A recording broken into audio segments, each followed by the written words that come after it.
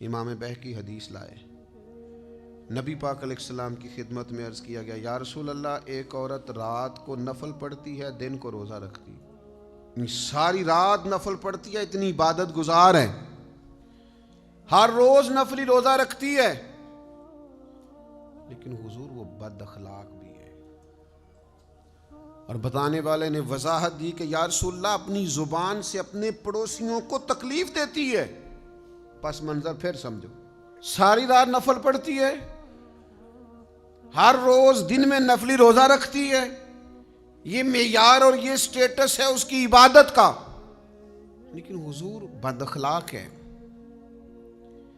اپنی زبان کے تیروں سے، اپنی زبان کی تلخی سے اپنے پڑوسیوں کو تکلیف دیتی ہے۔ دو چیزیں آ گئی نا مقابل، یعنی نفل بھی ہے اس کے پاس اور صدقات و خیرات بھی ہیں، اور ڈیلی کی بنیاد پر ہیں، اعمال حسنہ کا، نیکی کا، نوافل کا، کثرت خیرات کا ذخیرہ موجود ہے، لیکن اس کے ساتھ دو باتیں یہ ہیں کہ بد اخلاق ہے، زبان سے تکلیف دیتی ہے۔ اب ان دو باتوں کو سامنے رکھ کے رزلٹ بیان کرنا ہے مدینے والے محبوب نے، نبی کریم صلی اللہ تعالی علیہ وسلم نے۔ یا رسول اللہ صلی اللہ تعالی علیہ وسلم، آپ نتیجہ بیان فرمائیے کیا ہے؟ تو کوئی دیر نہیں کی میرے محبوب نے، حضور فرمانے لگے، وہ عورت جہنمیوں میں سے ہے،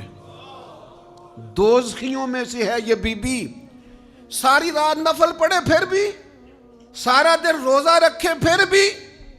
حاجی ہو، نمازی ہو، عبادت گزار ہو، داڑھی والا ہو، پگڑی والا ہو،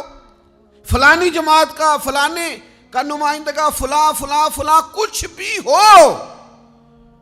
میرے کریم نے فرمایا اگر بد اخلاق اور بدتمیز ہے تو دوزخیوں میں سے ہے۔ اس کا کیا مطلب ہوا؟ آپ توہین آمیز رویہ اختیار کریں، لوگ آپ کے شر سے پناہ مانگتے پھریں، سب کچھ ہے، اخلاق نہیں ہے۔ اگر آپ کے پاس اخلاق نہیں ہے تو آپ کے پاس کچھ نہیں ہے، آپ بیکار آدمی ہیں، آپ خالی آدمی ہیں، اس لیے کہ ہم اس رسول کے ماننے والے ہیں جن کا رب کہتا ہے وَإِنَّكَ لَعَلَىٰ خُلُقٍ عَظِيمٍ۔ محبوب آپ کا صرف اخلاق نہیں، آپ تو خلق عظیم والے ہیں، خلق عظیم والے ہیں۔